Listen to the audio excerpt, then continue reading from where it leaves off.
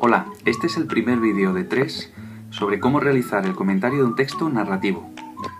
Como podrás comprobar, este primer vídeo está centrado en los conocimientos teóricos, el segundo se centrará en la aplicación y en el tercero entraremos de lleno en el comentario.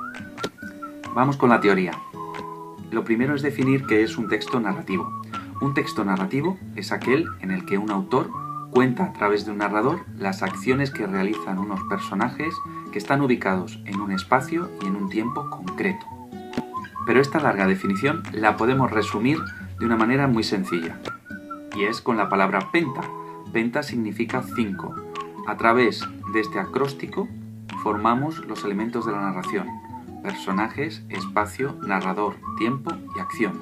Recuérdalo, los elementos de la narración son 5, como penta: personajes, espacio, narrador, tiempo y acción. Así pues, comencemos con el primero de esos elementos, los personajes. ¿Qué tipo de personajes presenta el texto narrativo que estoy leyendo? Imagínate que son algunos personajes principales, es decir, llevan el peso de la acción. Su caracterización siempre va a ser más completa que la del resto de los personajes.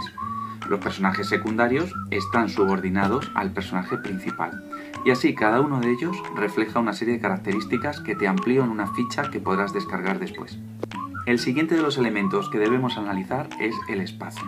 Casi siempre, cuando llegamos al punto del espacio, nos fijamos en los lugares determinados en los cuales suceden los acontecimientos, que pueden ser abiertos, es decir, espacios exteriores amplios, como puede ser un parque, el campo, o espacios cerrados, que son limitados, condicionan el actuar de los personajes, como puede ser una casa. Sin embargo, estaría bien que empezáramos a fijarnos también en el espacio psicológico, es decir, cuál es la atmósfera espiritual que envuelve a los personajes y a toda la acción. O, por ejemplo, en el espacio social, cuál es el entorno cultural, histórico, religioso, moral, económico o social en el que se desarrollan los acontecimientos. El narrador es importantísimo en los textos narrativos, por eso se llaman textos narrativos, porque alguien cuenta unos hechos que le suceden a unos personajes. Este narrador, como ves, puede estar en primera, segunda o tercera persona. De todas ellas, la más difícil de identificar es la de la segunda persona. Te ampliaré esta información en las fichas que puedes descargar. En cuanto al tiempo, el cuarto elemento que debemos analizar en todo texto narrativo, podemos decir que puede ser externo o interno. El externo se refiere al momento o la época en que se sitúa la narración, a qué época pertenece eso que nos están contando. Y el interno, sin embargo, tiene que ver con la duración de los acontecimientos del relato. Puede ser breve, es decir, toda una novela puede estar hablando de lo que ocurrió en un día determinado, o también puede ser un tiempo largo, toda la vida del personaje, desde que nace hasta que muere. Por último, debemos analizar la acción, es decir, cómo están estructurados todos los acontecimientos que se nos cuentan en el relato. Para ello, distinguimos la estructura interna de la externa. La externa es fácil.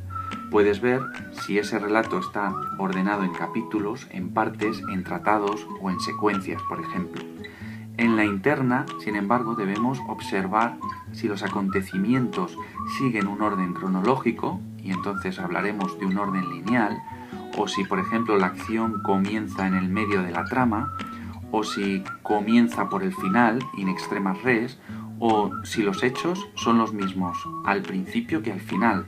En ese caso hablaremos de una acción circular. Espero que a partir de ahora, cuando enfrentes un texto narrativo, sepas identificar de manera más clara esos 5 elementos que hemos visto: los personajes, el espacio, el narrador, el tiempo y la acción. En el próximo vídeo hablaremos sobre la aplicación de estos contenidos teóricos a la práctica. Hasta pronto.